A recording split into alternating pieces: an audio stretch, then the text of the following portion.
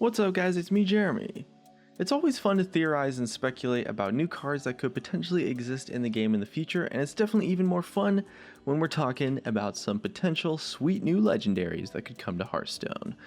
So of course we don't usually have a ton of information to work with, but what we do know is that Blizzard definitely makes a lot of legendaries that are super iconic or really popular characters from the Warcraft universe. So in this video we'd love to take a look at some popular characters from the Warcraft universe that don't have legendaries just yet and that could definitely make a great fit and what their cards could potentially look like. So if you guys enjoyed the video, definitely hit that like button and let's begin.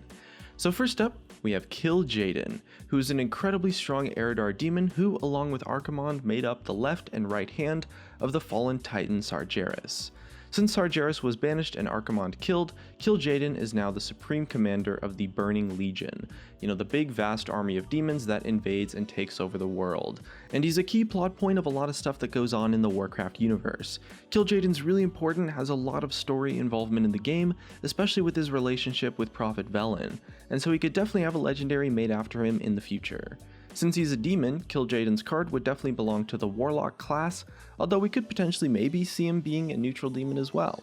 As far as the card itself, KilJaeden's job in the Burning Legion was to assimilate other races into its ranks, so maybe we could see some sort of effect that either steals your opponent's minions or makes your own minions turn into demons and therefore gain some sort of stat buff or something like that. This card could also have a special dialogue with Prophet Velen potentially, since they were the best of friends, but KilJaeden chose to follow Sargeras and the two became mortal enemies instead. KilJaeden would probably cost 9 mana, since that's the trend of the Warlock legendary demons, the trend that they seem to follow, and since he's more of an intelligent character rather than like a brute force sort of guy, his ability would probably be pretty strong, while maybe his stats would be relatively low. Up next, we're taking a look at Archimonde, who's another Eredar demon lord who served as the field commander of the Burning Legion. Archimonde was central to the storyline of the Warcraft 3 campaign, since Arthas turned evil and helped Archimonde, and the Burning Legion invaded the world, until he was killed in a last stand by the allied races of Azshara and killed by thousands of wisps exploding.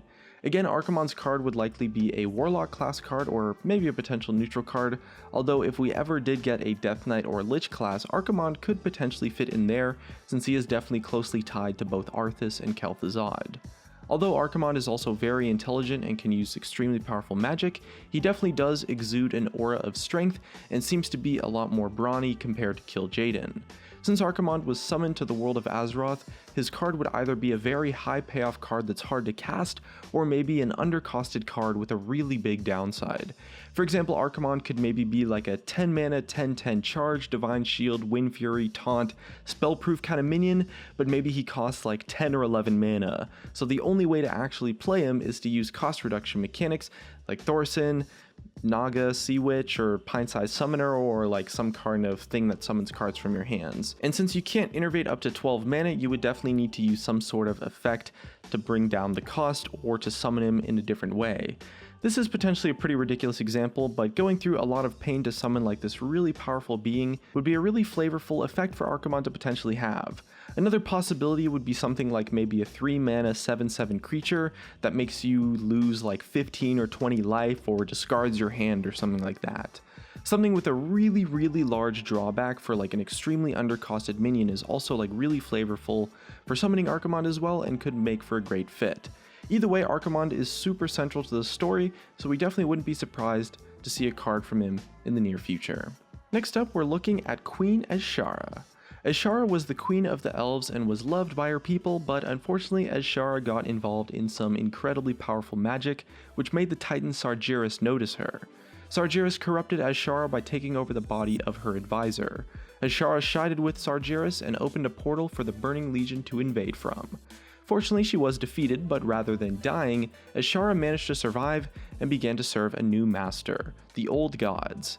They turned her into the ruler of the Naga, and she grew tentacles and got all corrupted and stuff, similar to what you would expect from the Old Gods treatment. As for what her card might actually look like in-game, Azshara is an incredibly powerful mage, so she'd likely have to be a really high-costed legendary with a really strong effect, potentially maybe spawning a board full of Nagas or something along the line.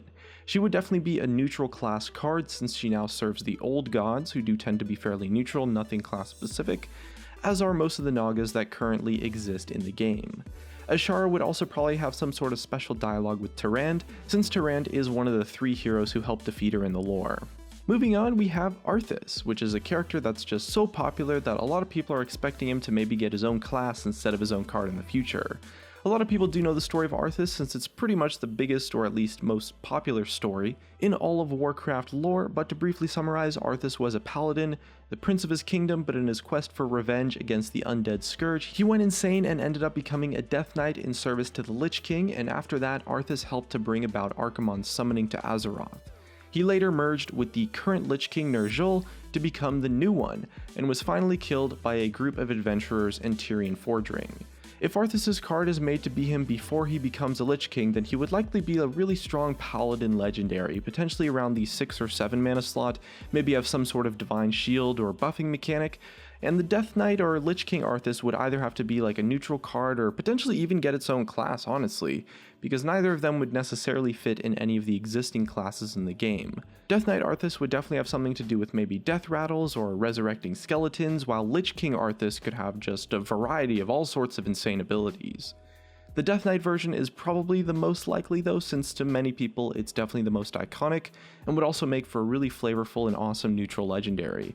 It's honestly kind of shocking that we still haven't seen a card for Arthas, since he's just incredibly central to the storyline, and really everyone involved in Arthas' story is in the game in some way, so hopefully we definitely see some version of him soon. Next up we have Draktharr, who's an orc shaman who was originally the tutor to Thrall. Draktharr was born blind and belongs to the Frostwolf clan. When the orcs started to turn to darkness, Draktharr was very eager to learn the ways of being a warlock, but later repented and returned to being a shaman.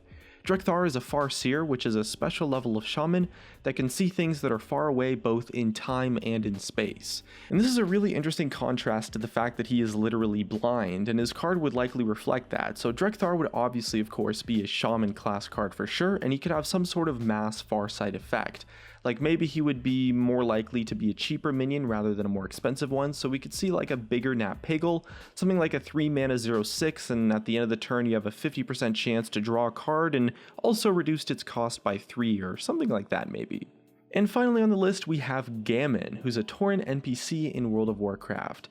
So unlike a lot of the other characters on this list, Gammon isn't a character who's particularly important to the story, but he is kind of like a meme almost, and Blizzard definitely does value that sort of thing in terms of flavor, especially as far as Hearthstone goes. Gammon was originally a level 12 NPC that was attackable in an area where there was a bunch of other NPCs where no other NPCs were attackable in Orgrimmar, and so people used to kind of just beat him up for fun. However, in the Mists of Pandaria expansion, Gammon was changed to being level 90 instead, and so most of the players who attacked him accidentally or tried to maybe beat him up because they were used to it would just get beaten down pretty hard or actually killed, and as a result he turned into kind of like a meme in the World of Warcraft community, and it would definitely be pretty easy to make a card based on him, something like a super disproportionate level of Cairn maybe, like a 1/2 death rattle that summons a 10/10 or something like that, and this would maybe fit both the theme of Taurens summoning things when they die that we kind of see in Hearthstone a little bit, and could also be super flavorful for Gammon as a character. So that's just some of our speculation on future legendaries. So what legendaries do you guys want to see in the future? Definitely let us know in the comment section below, and either way looks like that's gonna be it for me. If you guys enjoyed the video, drop a like, subscribe if you want. Thank you so much for watching, and I'll see you guys next time.